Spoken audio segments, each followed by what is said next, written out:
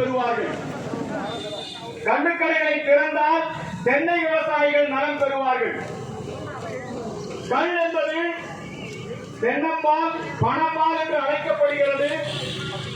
நம்முடைய தமிழர் வாழ்வியலில், நம்முடைய பாரதிய மக்கள், இந்திய மக்களுடைய வாழ்வியலில் உணவுப் பொருளின் ஒரு அங்கமாக கல் இருக்கிறது. ஆனால் அது மது பட்டியலில் இருக்கின்ற காரணத்தினால் நமக்கு அண்டை மாநிலமான கேரளாவில் கள்ளுக்கடை இருக்கு, கர்நாடகத்தில் கள்ளுக்கடை இருக்கு.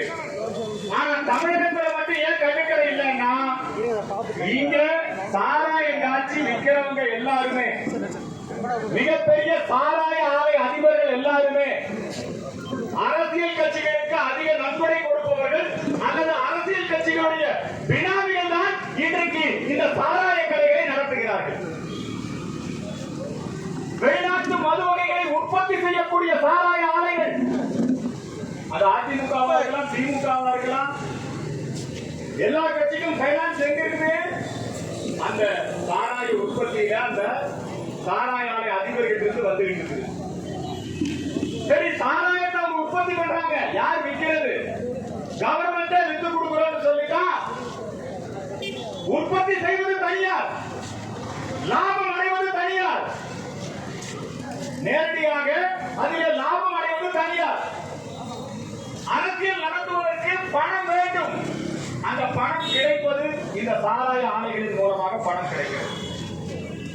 எனவே எந்த கட்சி ஆட்சிக்கு வந்தாலும் சாராய கடைகளை மூடுவது என்பது நடக்காத ஒன்றாக இருக்கிறது. அதிகாரிகளே, மதுவிலக்கு துறை ஒன்று இருக்கு, அவங்களே வந்து என்ன பண்ணணும், மதுவை பூர்ணமா ஒழிக்க முடியாது. சமீபத்தில் எங்க அண்ணன் காந்தியவாதி கமலஹாசன் பேசினார், என்ன தெரியுமா? ரொம்ப பிடிக்காதீங்க, முழுமையா ஒழிக்க முடியாது, கொஞ்சம் போட்டுக்கலாம். இப்ப பாருங்க, எல்லா படமும் வச்சுட்டீங்க.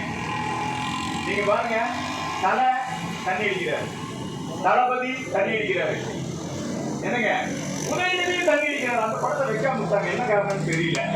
ஒரு கண்ணாடியில சந்தானத்து கூட சேர்ந்து தண்ணி அடிப்பாரு. இந்த சாராயம் என்பது நம்முடைய மக்களுடைய வாழ்வில் ஒரு அங்கமாக மாறிவிட்டது. சாராயம் குடிக்காம மக்களால் இருக்க முடியாது. அதனாலதான் கள்ளச்சாராயத்தை தேடி போறாங்க. இந்த மது குடிப்போர் சங்கம் ஒண்ணு இருக்கு.